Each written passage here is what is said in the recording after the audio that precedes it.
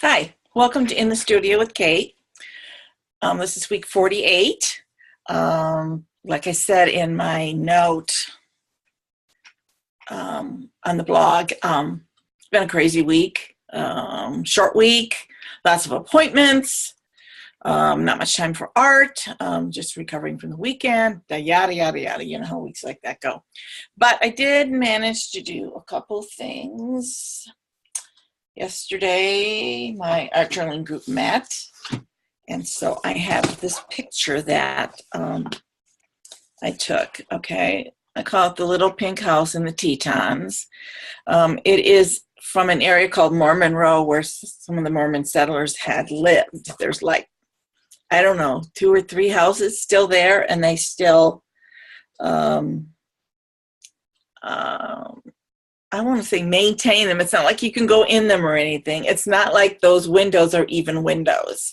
They're black paper. So, but the way it was painted, that color has always intrigued me. So I had a picture of it and I wanted to draw it. I didn't end up painting it, so you don't know that it's the Little Pink House, but it's the drawing I did last night. Threw a couple trees in there because I had some space, but it was kind of fun. It's kind of fun to think about the people that might have lived there at one time who came out to homestead and either made it or didn't make it. So that was kind of fun.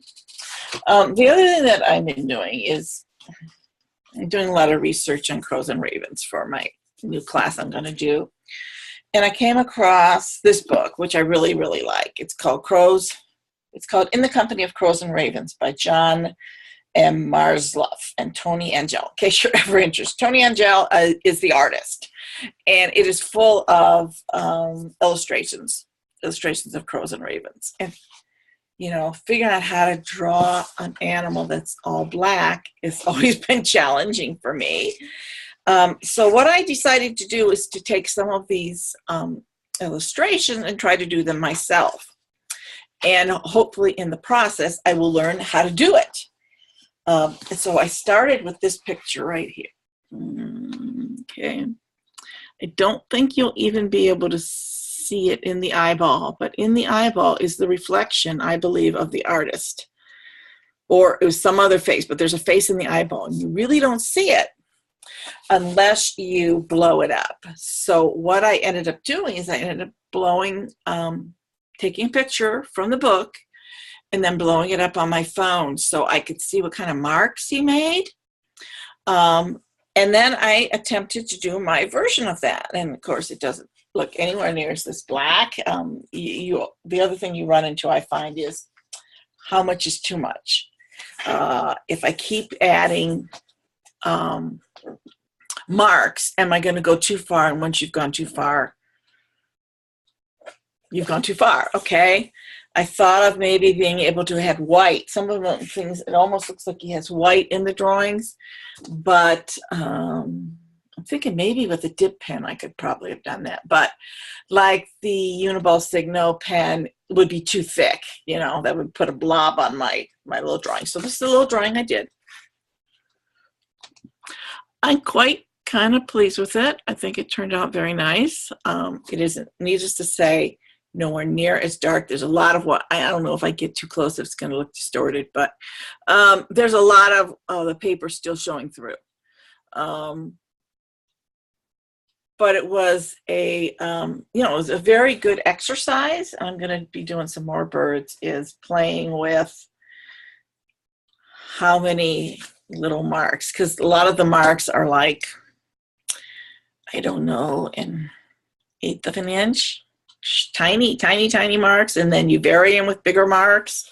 So it's just discovering how to go about doing feathers, because, you know, these don't really look like feathers, but they're representative feathers. And then the eyeball, you know, normally I would have just put one highlight in the eyeball, and I do have that, but I left some other spots so it's not totally black to show other kinds of reflection. But I'm thinking by doing that process, I really want to draw some corn. Isn't that corn cool? See how that corn, and it's just all line work. I thought it was really kind of neat. So may have to find myself some corn stalks and try doing one.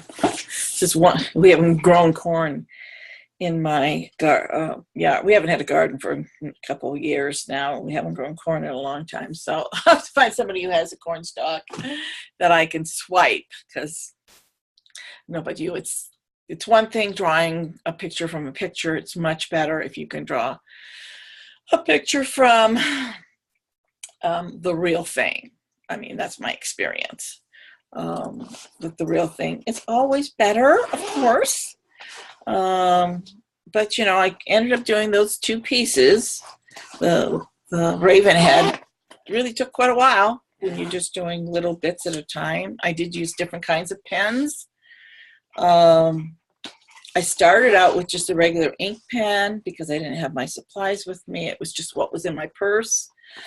And then I continued with, I'm looking at my pen case. It's supposed to have everything under the sun, and we'll see if it has the pen I'm trying to talk about.